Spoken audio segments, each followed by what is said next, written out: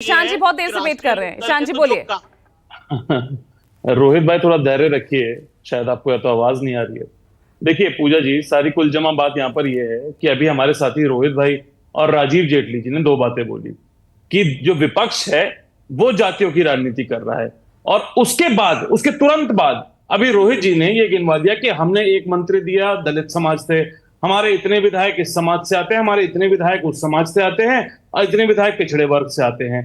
तो जब आप ये बोलते हैं और जब प्रधानमंत्री ये बोलते हैं कि मैं सबसे बड़ा ओबीसी हूं, छाती ठोक के कहते हैं मैं सबसे बड़ा ओबीसी हूं, जब आप ये कहते हैं देश की महामहिम राष्ट्रपति के लिए कि वो पिछड़े वर्ग से आती हैं या वो एसटी से आती हैं, शेड्यूल्ड ट्राइब से आती हैं, तो तब आप देश को जातियों में नहीं बांट रहे होते क्या? आप ये बताइए सबसे पहले। और अभी हमारे बीजेपी के साथी कह रहे थे कि हम धर्म की राजनीति नहीं करते, विपक्ष धर्म के बाद विपक्ष धर्म के नाम पे देश को बांट रहा है। आप ये बताइए 80-20 की बात किसने की थी? मैं याद दिलाऊं आपको 80-20 की बात किसने की थी? माननीय योगी आदित्यनाथ जी ने चुनाव में 80-20 की बात की थी। तो अरे आपकी तो जो पूरी राजनीति है, जो पूरे आप पनप रहे हैं इस समय देश में, वो सिर्फ बंटवारे की राजनीति पे आप पनप रहे हैं। और दूसरी बात हमारे साथी राजीव जी ने अभी एक और बात बोली थी कि जब देश मजबूत होता है तभी भारतीय जनता पार्टी मजबूत होती है। 10 साल से आपकी देश में सरकार है, 2 सरकारें आपकी बड़ी मजबूत सरकारें बनी, बीजेपी की एक तरफा सरकारें बनी। इस बार बीजेपी कमजोर हो गई, तो क्या आपने देश को 10 साल में कमजोर कर दिया? इस बात का भी स्पष्टीकरण दीजिए।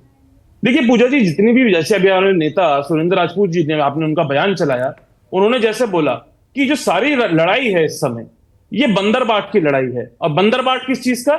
जो भ्रष्टाचार से कमाया हुआ पैसा है, उसकी बंदरबाट की राजनीति भारतीय जनता पार्टी में इस समय चल रही है। और मोहरों की बात हमने करी। देखिए मोहरे जब खिलाए जाते हैं तो सिर्फ मोहरे दिखते हैं, जो मोहरे खिलाने वाला है कम से कम उसकी तरफ भी एक बार अगर मीडिया के साथी हमारे देखेंगे तो उनको कहीं ना कहीं दिखेगा कि केशव प्रसाद मौर्य, मैं तो नाम लेके बोल देता हूं कि केशव प्रसाद मौर्य शाह जी के मौर्य हैं। वो बिल्कुल सही बात बोली है अखिलेश यादव जी ने कि वो दिल्ली की गद्दी की वाईफाई के पासवर्ड बन गए हैं आज की डेट में केशव प्रसाद मौर्य। और आप ये सब छोड़ दीजिए, ये सब इनका आंतरिक मामला है। और अभी ये कह रहे थे कोई आंतरिक कलह नहीं है। मैं पहले इस बात पे आता हूं, आंतरिक कलह नहीं है। तो ये बताइए कि राजभर जी क्यों कह रहे थे कि मोदी और योगी जिम्मेदार हैं? योगी जी क्यों कह रहे थे कि अति आत्मविश्वास है? अति आत्मविश्वास क्या था? कि मोदी की गारंटी और 400 पार, हमारे 400 पार का नारा, वही अति आत्मविश्वास था। केशव प्रसाद मौर्य कह रहे हैं कि संगठन सरकार से बड़ा है। अभी हमारे साथी राजीव जी कह रहे थे, ये बात तो सही है बिल्कुल कि संगठन सरकार से किसी भी पार्टी के लिए बड़ा होता है।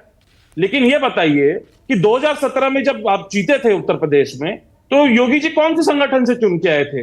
वो हिंदू युवा वाहिनी चलाते थे, और जहां तक मुझे याद है कि 5 से 6 सीटों पे उन्होंने हिंदू युवा वाहिनी के जो कैंडिडेट थे वो भारतीय जनता पार्टी के कैंडिडेट के खिलाफ उतारे थे। 2007 में भी ऐसा हुआ था।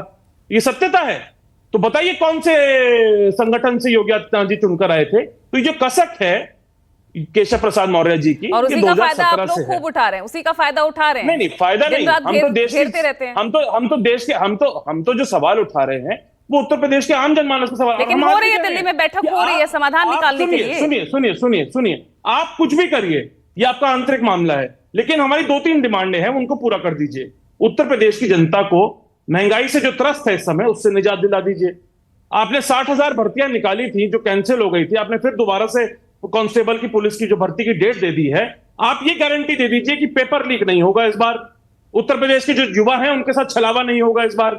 और 15,000 कांस्टेबल दोबारा से रिटायर हो गए हैं उत्तर प्रदेश में पुलिस में, तो आप ये भी भर्ती निकाल दीजिए कि 75,000 लोगों की भर्ती निकाल दीजिए इस बार। आप ये भर्ती निकालिए इस बार कि आपने आरओ की परीक्षा रद्द करी थी, आप गारंटी दीजिए कि आरओ की परीक्षा आप करवाएंगे। ठीक है शांति, राजीव